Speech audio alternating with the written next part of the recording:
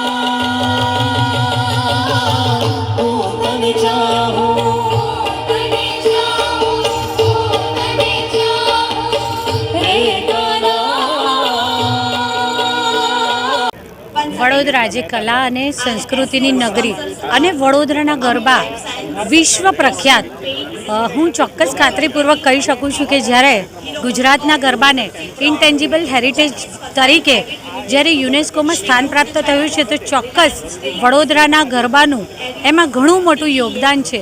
ત્યારે આ વર્ષે સરગમભાઈ દ્વારા વડોદરા વાઇબ્રન્ટ નવરાત્રિ નામે એક નવલ પ્રયાસ દ્વારા આ ગરબાનું આયોજન કરવામાં આવ્યું છે, જેમના ગળામાં માં સરસ્વતી સાક્ષાત બિરાજમાન છે એવા કૈરવીબેન દ્વારા જ્યારે ગરબાના રાગ આલાપવામાં આવે અને વડોદરા શહેરના અબાલ વૃદ્ધ સૌ સાથે મળી અને ગરબાના તાલે ઝૂમી ઉઠે। કહે છે ને કે માતાજીની ભક્તિ તે માત્ર જપ તપ પૂજા પાઠ પ્રાર્થના કરવાથી કે વ્રત ઉપવાસ કરવાથી નહીં, પરંતુ તાળીઓના તાલે ગરબે ઘૂમી અને કરવામાં આવતા આ ગરબા જે વિશ્વનો સૌથી લાંબુ અને પ્રખ્યાત નૃત્ય છે, એવું ગરબા પણ માં શક્તિની ભક્તિનું એક સ્વરૂપ જ છે। ત્યારે વડોદરા શહેરમાં સર્વપ્રથમ વખત એમને આ આયોજન કર્યું છે અને સરગમભાઈના આ આયોજનને વડોદરા શહેરના નગરજનોએ ખૂબ સુંદર પ્રતિસાદ પણ આપ્યો છે।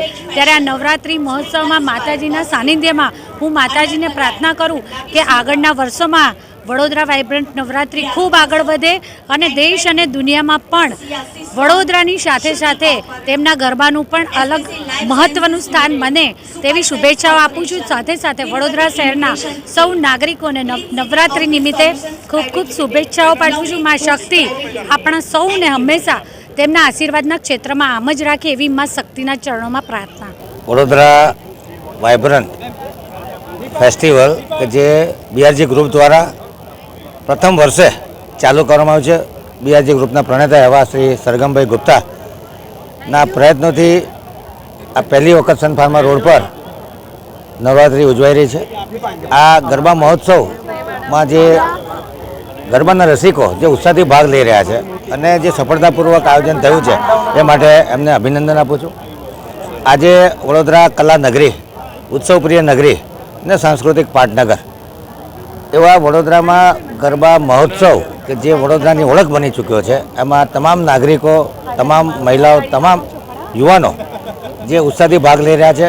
સૌને નવરાત્રિની શુભેચ્છાઓ આપું છે. આજે નવરાત્રિનો 5મો દિવસ, સ્કંદ માતા જે કાર્તિકેય ભગવાનના માતાશ્રી હતા, શાંતિનું પ્રતીક, આજે એમની પૂજા અર્ચના કરી અને વડોદરામાં પણ સુખ શાંતિ સમૃદ્ધિ બની રહે અને આપણે પણ માતાજીની આરાધના કરી અને એમના જે ગુણો છે કે શક્તિ હોય, અભયતા હોય, નિર્ભયતા હોય, ફિઝિકલ એનર્જી હોય, એ કહેવાય કે દુર્ગા માતા એટલે તાકાતનું પ્રતીક.